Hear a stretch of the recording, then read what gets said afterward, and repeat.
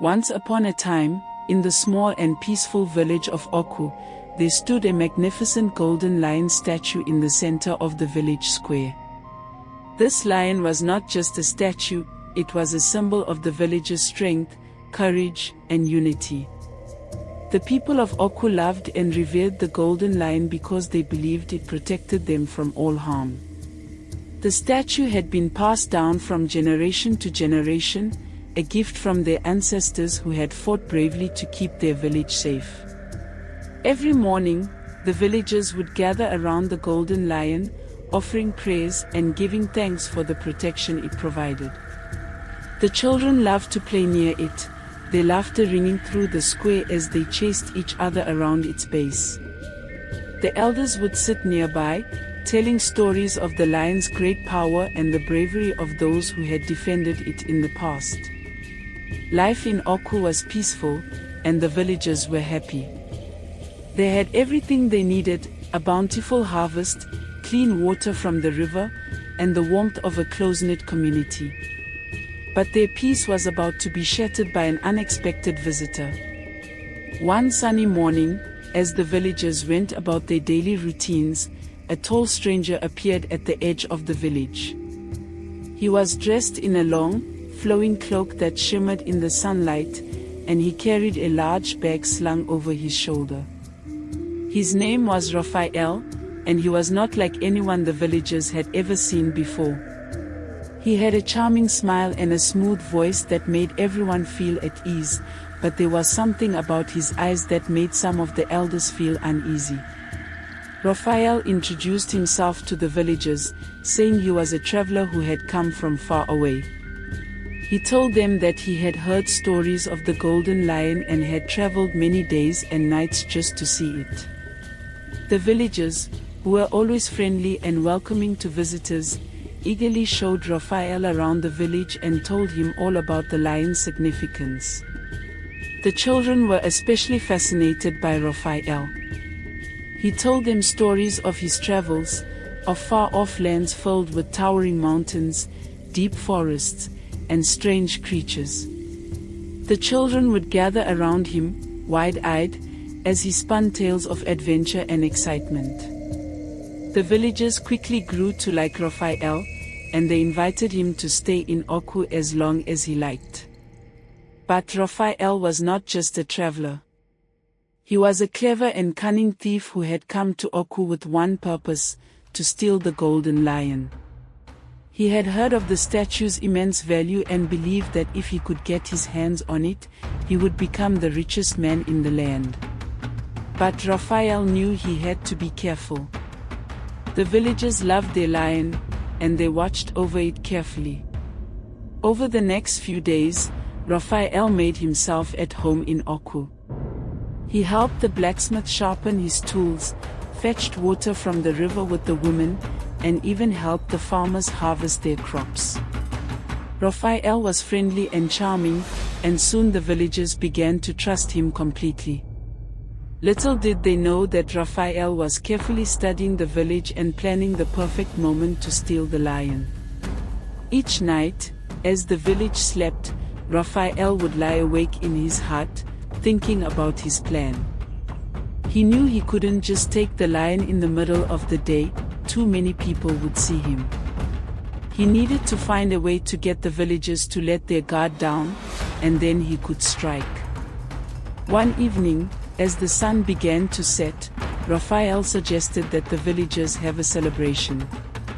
He told them that in his homeland, it was a tradition to have a great feast and dance under the stars to honor the spirits of the ancestors.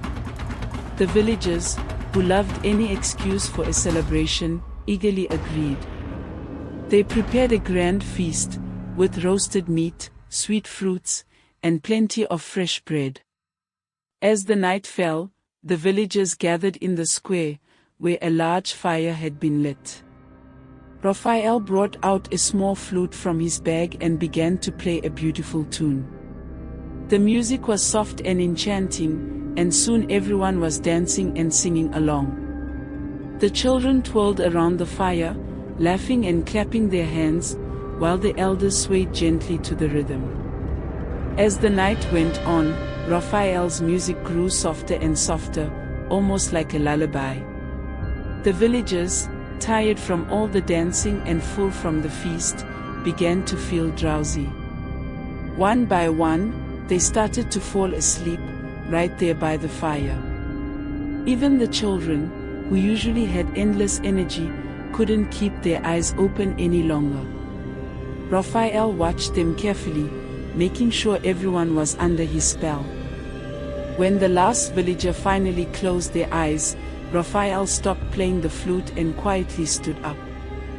The village was silent, except for the soft snores of the sleeping villagers.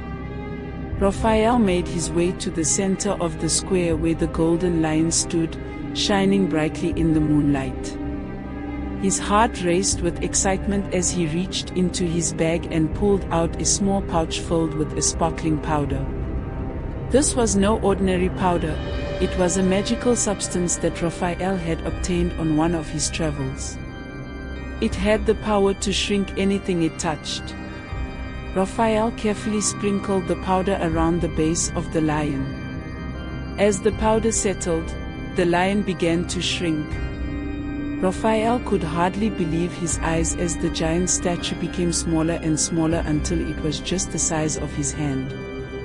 He quickly grabbed the tiny lion, placed it in his bag, and with one last look at the sleeping villagers, he slipped away into the night. The next morning, the villagers awoke to find Raphael gone and, to their horror, the golden lion missing. The news spread quickly, and soon everyone in Oku was gathered in the square, staring at the empty space where the lion had stood. The villagers were heartbroken and angry. Who could have done this terrible thing? They remembered Raphael and realized they had been tricked by his friendly smile and charming words.